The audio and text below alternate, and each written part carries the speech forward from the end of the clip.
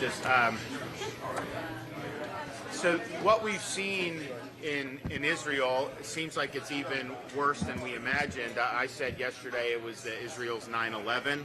If you look at the death toll and the brutality, it's probably given their population several orders above that in terms of the deaths and massive casualties, and they are responding. And we need to be unified in support of their ability to respond and to defend their people against really, truly barbaric attacks. And the images are revolting to see what Hamas has done to take women and children. It's the worst of humanity. We been supportive, of course, of Israel for a long time. They're a special ally, great ally for us. And we all need to be standing with them in this really, really dark moment. What's your message to Congress right now? They're pretty much paralyzed with things on how the leaders and legislating aid to Israel right now. What's your message to them? Well, one, I don't know that Israel has requested anything yet, so we'll see if there is.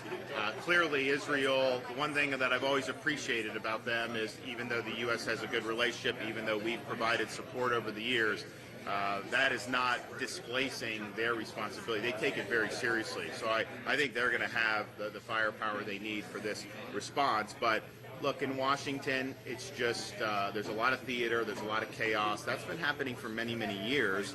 That's not the way you govern in Florida. You don't see that. We don't have the drama. We don't have the palace intrigue. We just have execution. We have, when there's times where we've needed to have special sessions of the legislature, we bring them in, we get the job done, and then we move on. That's really, I think, the way people want to see. But there's just an overall lack of leadership.